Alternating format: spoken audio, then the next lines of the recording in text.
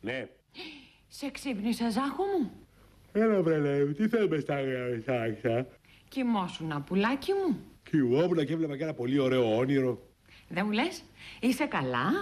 Α, το στομάχι μου, είχα χάλια ήμουνα, τώρα είμαι κάπως καλύτερα. Το ξέρω, αγοράκι μου, μου το είπε πριν η Δεβόρα και ανησύχησα.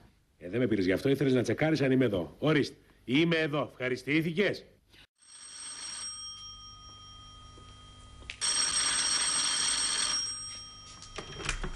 Ναι.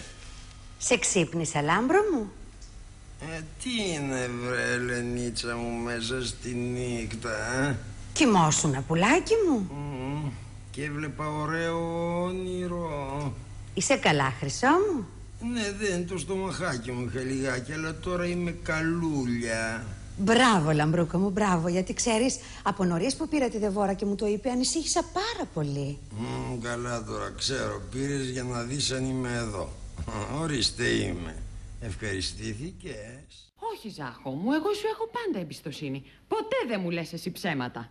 Βέβαια δεν σου λέω ψέματα. Άντε, Ρενάκι μου, τώρα κλείσεις και στο τηλέφωνο και πήγα να κοιμηθείς, πουλάκι. Άντε, μπράβο, άντε. Εσύ, Ζάχο μου, έχεις ξαπλώσει? Αφού σου λέω κοιμόμουν, Έλενε, τι έχω ξαπλώσει. Με τις πιτζαμούλες σου, αγοράκι μου? Τι, Έλενε, με τα ρούχα θα κοιμόμουν? Και με τα τσαρούχια. Α, Έλενε μου, πώς από εδώ? Μπρο μου, το ξέρεις πως σου έχω εμπιστοσύνη.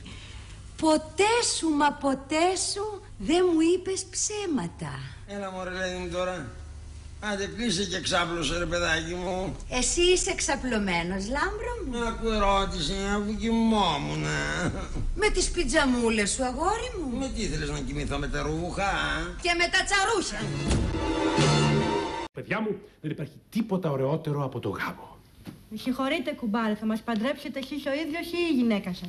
Τι είπε και δεν κατάλαβα? Ούτε εγώ κατάλαβα. Τι είπες, παιδί μου? Ρωτάω αν θα μας παντρέψετε εσείς ο ίδιος ή η γυναίκα σας. Ποια γυναίκα μου, εγώ δεν είμαι παντρεμένος. Αλλά μιλάτε τόση ώρα για το γάμο και είστε ανήπαντρος. Γι' αυτό μιλάω τόση ώρα για το γάμο, γιατί είμαι ανήπαντρος. Άντε.